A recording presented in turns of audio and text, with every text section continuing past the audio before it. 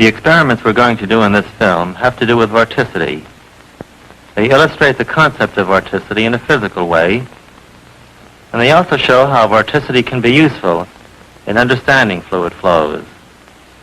Let's begin by remembering that the vorticity is a measure of the moment of momentum of a small spherical fluid particle about its own center of mass. Suppose that you had some very complicated motion in a liquid, and that it were possible, by magic, suddenly to freeze a small sphere of that liquid into a solid. During the freezing, the moment of momentum would be conserved. And so it turns out that the angular velocity of the solid sphere, just at the moment of its birth, is exactly half the vorticity of the fluid before freezing. Now, the dynamical theorems of Kelvin and of Helmholtz relate the changes in vorticity of a fluid particle to the moments of the forces acting on that fluid particle. The vorticity omega is defined as the curl of the velocity vector. Each fluid particle has a certain vector vorticity. The whole fluid space may be thought of as being threaded by vortex lines, which are everywhere tangent to the local vorticity vector. These vortex lines represent the local axis of spin of the fluid particle at each point. In two dimensions, the vorticity is the sum of the angular velocities omega A and omega B of any pair of mutually perpendicular fluid lines, AA and BB, passing through the point in question. In a rigid body, every line has exactly the same angular velocity, so the vorticity of a rigid body is the same at every point. It is exactly twice the angular velocity. This gadget is a vorticity meter, which floats in water with its axis vertical. The two vanes at the bottom are driven by the angular velocities of two mutually perpendicular fluid lines, so the arrow at the top turns at a rate equal to the average of these two. That is, with half the vertical component of vorticity of the lump of water in which the vanes are immersed. This tank has been on the turntable for a long time, and viscosity has forced the water into a rigid body rotation. The vorticity float rotates almost exactly with the speed of the crossed white lines on the bottom of the tank.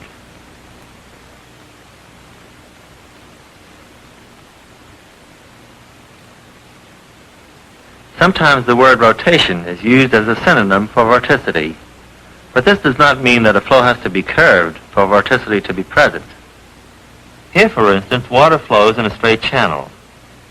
The streamlines are essentially straight and parallel to the side wall.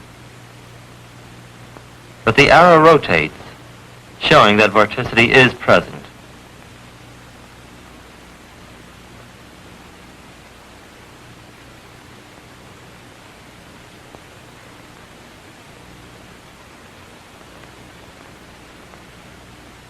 Near the wall is a viscous boundary layer, in which the velocity increases with distance from the wall.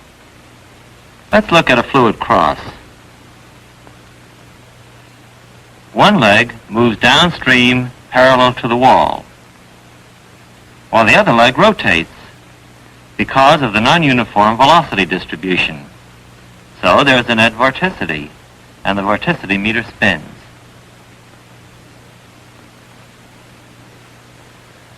On the other hand, the flow may be without rotation, even though it is curved.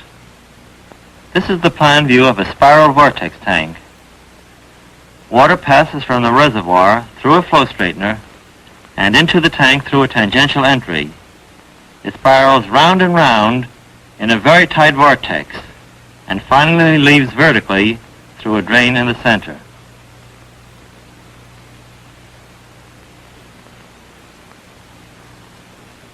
What will the vorticity meter do? It doesn't rotate. It moves in pure translation, like the needle in a compass box mounted at the rim of a rotating turntable.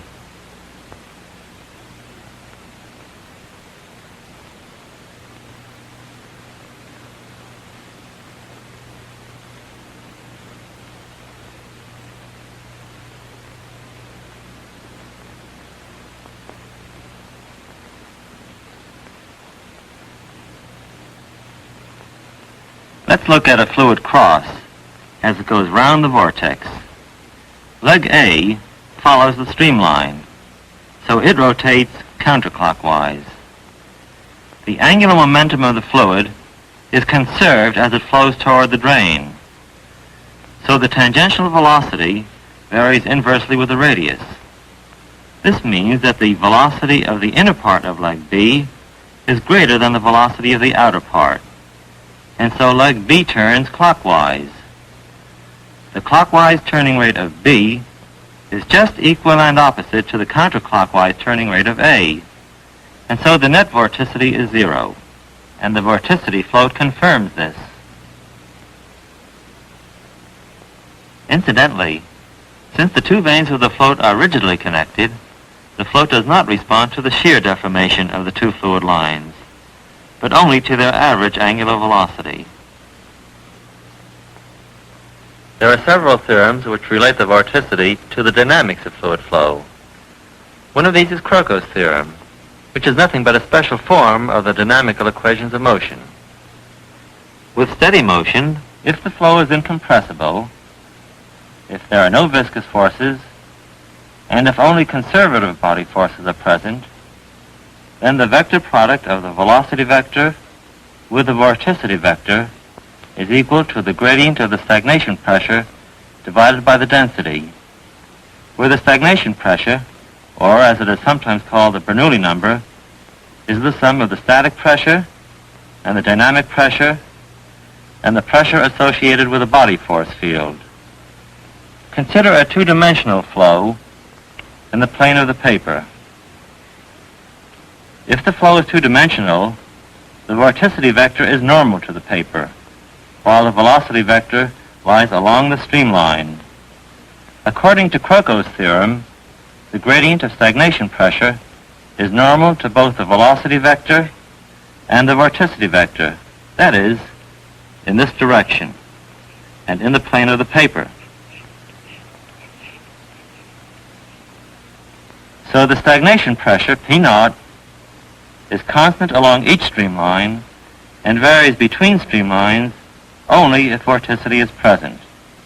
To illustrate, look again at the straight boundary layer.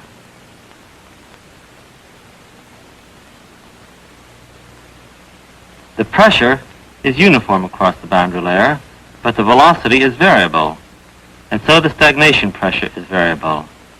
This means that vorticity is present. The velocity gradient is strongest near the wall, and so is the gradient of stagnation pressure. In this run, with a vorticity meter near the wall, the rate of spin is quite large.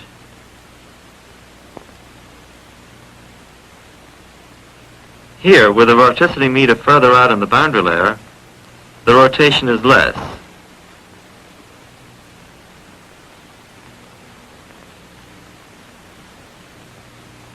And here the float is outside the boundary layer and is not spinning.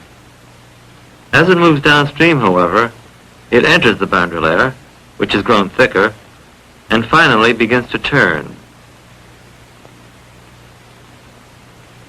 When the vorticity is 0, as in the spiral vortex tank, Crocco's theorem says that the stagnation pressure must be everywhere the same. The spiral of the vortex is so tight that it is not much of a liberty to think of the streamlines as being concentric circles.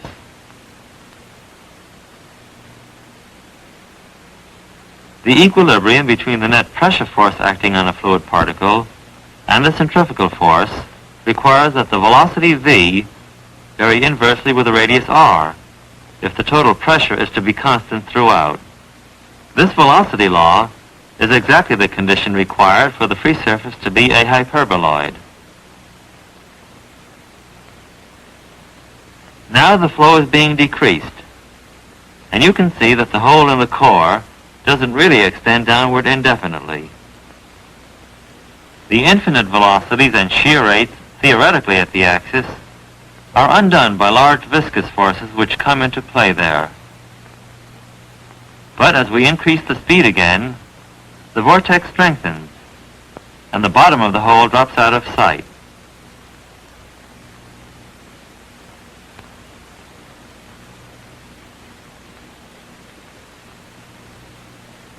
An irrotational flow may contain singular points, where the vorticity is infinite.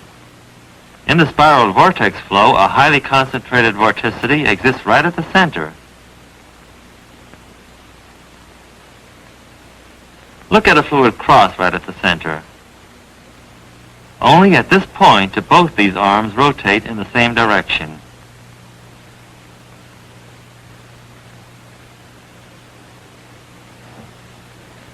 Now we come to a new idea, the circulation. Remember that the circulation gamma around any closed curve C is defined as the line integral of the velocity v around the curve. Now the circulation theorem relates the circulation around any closed curve C to the vorticity passing through any area bounded by C. Specifically, the circulation gamma around C is equal to the flux of the vorticity vector omega through the area bounded by C. So if there is a definite circulation around some curve, then the enclosed fluid must have vorticity. But if the circulation is zero for every curve in a certain region, then the fluid in that region must be entirely free of vorticity. Sometimes the vorticity is everywhere in the fluid, distributed throughout. But often the vorticity is very large in a thin thread of fluid, while the remaining fluid is without vorticity. Then we can simplify our thinking by lumping all the vorticity into a concentrated vortex core around which the fluid spins, and then by pretending that the remaining fluid is entirely free of vorticity. The vorticity is infinite in the core, because a finite amount of vorticity has been dumped into zero cross-sectional area. Now let's look at the circulation for a small circuit in the straight boundary layer. Because of the distribution of speed, there is a net circulation, which is in fact related to the vorticity of the enclosed fluid.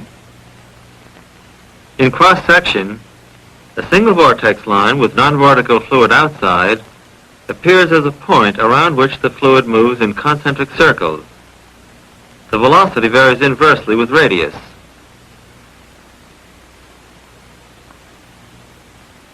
In the solid body rotation tank, the vertical vorticity is everywhere equal to twice the angular velocity of the tank. Every horizontal circuit you draw has a circulation equal to the flux of vertical vorticity through the area bounded by the circuit. In the spiral vortex tank, the flow is non-vortical, except for the concentrated vortex core, which accounts, so to speak, for the whole motion. All fluid circuits surrounding the core have the same circulation, because they contain the entire vorticity flux. All fluid circuits not surrounding the core have zero circulation, because they contain no vorticity flux. A wing generates lift because of the higher pressure below and the lower pressure above. According to Bernoulli's theorem, the velocity on the upper surface must be greater than the velocity on the lower surface. This means that there is a net circulation around a lifting wing. Often we pretend that this circulation is produced by a vortex, which is bound in the wing, and which accounts for the circulatory movement. We don't care whether the vortex is really there. We care only about the circulatory velocity field that it creates. The circulation is important because of a powerful theorem which Lord Kelvin evolved from the dynamical laws of motion. This states that the time rate of change of circulation for a fluid line of fixed identity is governed by the torques produced by all the forces acting in the fluid. The torques due to the pressure forces, to the body forces, and to the viscous forces. Let's look first at the torques due to the viscous forces acting on a fluid particle of fixed identity. You can see from the force diagram for this fluid particle that the viscous forces can produce torques about the center of gravity, the center of mass. These torques are capable of changing the vorticity of the fluid particle, and thus the circulation. Here in the straight channel, the vorticity float moves downstream without turning because it is outside the boundary layer. But as the viscous layer diffuses outward from the wall, the fluid in which the float travels finally reaches a position where viscous forces create a circulation, and with it, vorticity.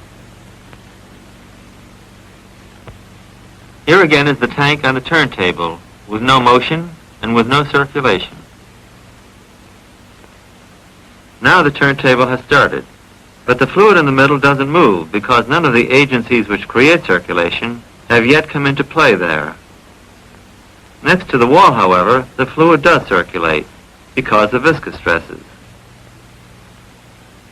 These viscous forces gradually diffuse outwards from the wall, and more of the fluid circulates.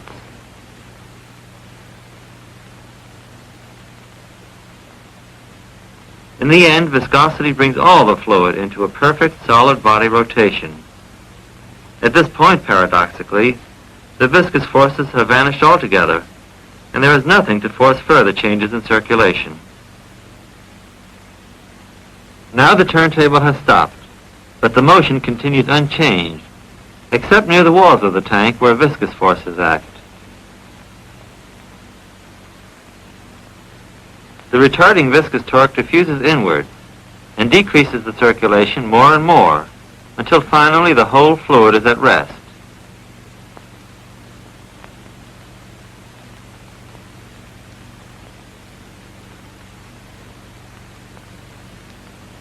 When a fluid flows around a sharp edge, viscous forces in the boundary layer produce a separated flow.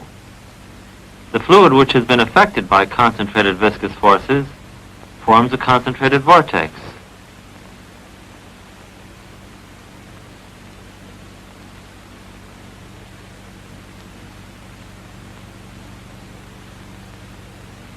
We can make the strength of a vortex visible by a ping-pong ball which remains in the dimple. The rate of spin, though, decreases because of viscosity, which spreads the vorticity of the core into the surrounding fluid.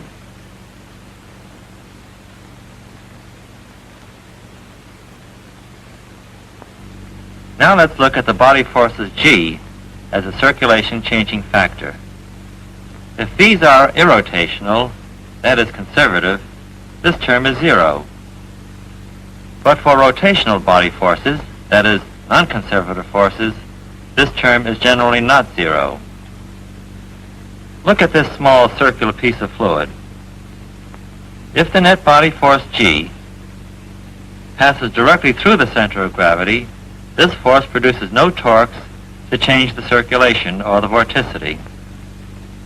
Centrally directed forces like gravity are of this type.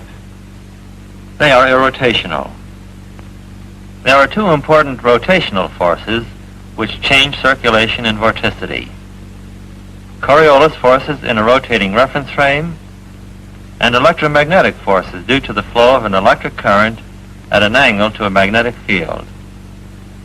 In both these cases, the line of action of the body force need not go through the center of gravity of a particle.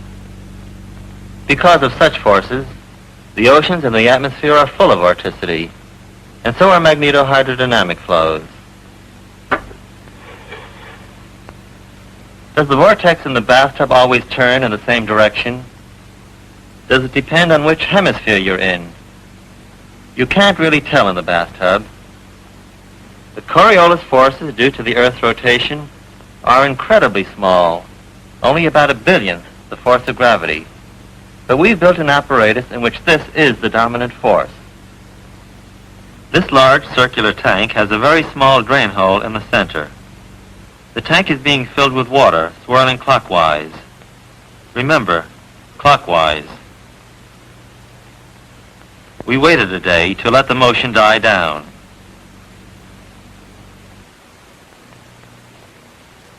Now the clock has started, which means that the plug was pulled from the drain hose. This is a small vorticity float with its vanes entirely submerged.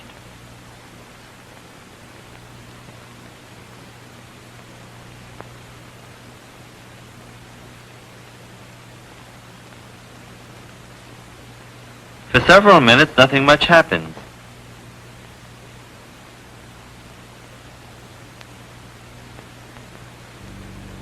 Let's imagine that this is the drain. The water flows radially inward from all directions. The Coriolis force acting on a fluid particle in the northern hemisphere as it moves radially inward is circumferential and counterclockwise.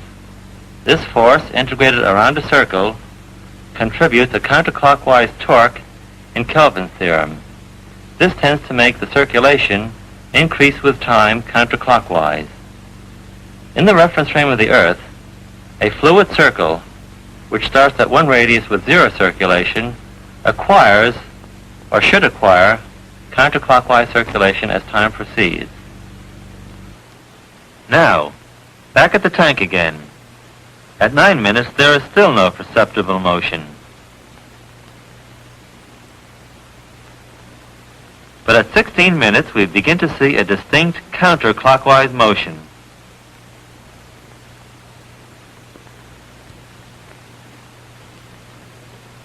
At 24 minutes, the slow turning of the Earth has been enormously amplified. Although the Earth's Coriolis forces are very small, they are extremely important to our everyday weather. They can also generate hurricanes. If the conditions of temperature and humidity are such that there is a strong local updraft of air in some region, air must rush in from the sides and up the updraft. This is nothing but the water tank experiment upside down, and a strong vortex is formed.